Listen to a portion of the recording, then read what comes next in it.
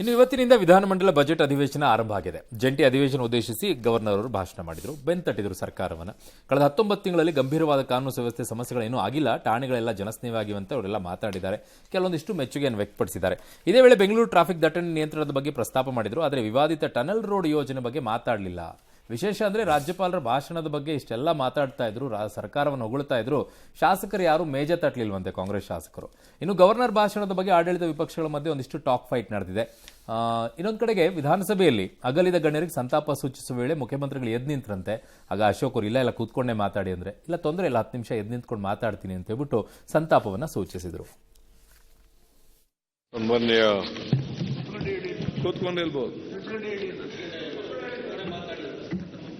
ಬೇಡ, ಒಂದು 10 ನಿಮಿಷ ನಿಂತ್ಕೋಬಹುದು, ಏನು ತೊಂದರೆ ಇಲ್ಲ. ಬೇಡ, ಹಿರಿಯ ಸದಸ್ಯದ ಒಂದು 10 ನಿಮಿಷ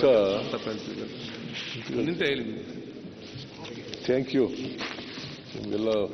पिछले 19 महीनों में राज्य में कानून व्यवस्था से जुड़ी कोई गंभीर समस्या उत्पन्न नहीं हुई है. पुलिस थाने लोगों के अनुकूल तरीके से काम कर रहे हैं.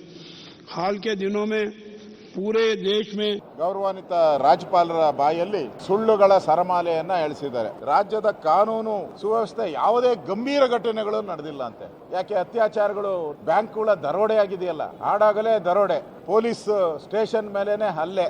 ರಾಜ್ಯಪಾಲರ ಸಮಯವನ್ನು ಕೂಡ ಈ ಸರ್ಕಾರ ವ್ಯರ್ಥ ಮಾಡಿದೆ. ಹಸಿ ಸುಳ್ಳನ್ನ ಈ ಕಾಂಗ್ರೆಸ್ ಸರ್ಕಾರ ರಾಜ್ಯಪಾಲರ ಬಾಯಲ್ಲಿ ಹೇಳಿಸಿರ್ತಕ್ಕಂಥದ್ದು. ರಾಜ್ಯದ ಅಭಿವೃದ್ಧಿಯ ವಿಚಾರದಲ್ಲಿ ಈ ಸರ್ಕಾರದ ನಟ್ಟು ಬೋಲ್ಟು ಎರಡೂ ಕೂಡ ಸಡಿಲಾಗಿದೆ ಅಂತಕ್ಕಂಥದ್ದು ಸ್ಪಷ್ಟ. ಅಭಿವೃದ್ಧಿಯ ವಿಚಾರದಲ್ಲಿ ಮೊದಲು ಬಿಜೆಪಿಯವರಿಗೆ ಒಂದು ಕನ್ನಡಿಯನ್ನ ಕೊಟ್ಟು ತಮ್ಮ ಮುಖವನ್ನು ಅದರಲ್ಲಿ ನೋಡ್ಕೊಳ್ಳೋಕೆ ಹೇಳಿ, ಕಳೆದ 4 ವರ್ಷ ಅವರ ಸರ್ಕಾರ ಇದ್ದಾಗ ಏನೆಲ್ಲ ಗನಂದಾರಿ ಕೆಲಸಗಳನ್ನ ಮಾಡಿದ್ರು, ಆ ಗನಂದಾರಿ ಕೆಲಸಗಳು, ಅವರ ಆಶ್ವಾಸನೆಗಳು ಎಷ್ಟು ಜನರಿಗೆ ತಲುಪಿದಾವೆ, ಮೊದಲು ಅದರ ಅವಲೋಕನ ಮಾಡಿ. ಮೇಡಮ್, ಗೃಹಲಕ್ಷ್ಮಿ ಕಾಸು ಕೊಟ್ಟು ಮಾತಾಡ್ರಿ ಅಂತಂದ್ರೆ ಊರಲ್ಲಿ ಇಲ್ದೇ ಇರೋದೆಲ್ಲ ಬುರ್ಡ ಬಿಡ್ತಾರೆ ಇಲ್ಲಿ ನಿಂತ್ಕೊಂಡ. 3 ತಿಂಗಳ 4 ವರ್ಷದಿಂದ ಮಾಡಿದ್ದಕ್ಕೆ ನಿಮ್ಮನ್ನು ಅಧಿಕಾರಕ್ಕೆ ತಂದಿದ್ದು. ಏನು ಕಥಕಾಯಕ್ಕೆ ತಂದಿಲ್ಲ ಇಲ್ಲಿ ಜನ. ನೀವೇನು ಕಾಯ್ತಿದ್ದೀರಿ ಹೇಳಿ? ಕಡ್ದೇನು ಕೊಮಟೆ ಹಾಕ್ತಿದ್ದಾರೆ. 4 ವರ್ಷದಿಂದ ಮಾಡಿದ್ದು ಅದೇ ಬಿಜೆಪಿ 50 ವರ್ಷದಿಂದ ಕಾಂಗ್ರೆಸ್ ಏನು ಹಳೆದೇ ಮಾತಾಡ್ತಿರ್ತೀರಿ ಅಂತಾರೆ. ನೀವು ಹಳೆದೇ ಮಾತಾಡೋಣ. ಬಾಯಿ ಮುಚ್ಕೊಂಡು ಇಲ್ಲಿ ಬಾಯಿ ಮುಚ್ಕೊಂಡು ಕೊಡಬೇಕು ಕಾಸು. ಗಡಿಗಾರವಿ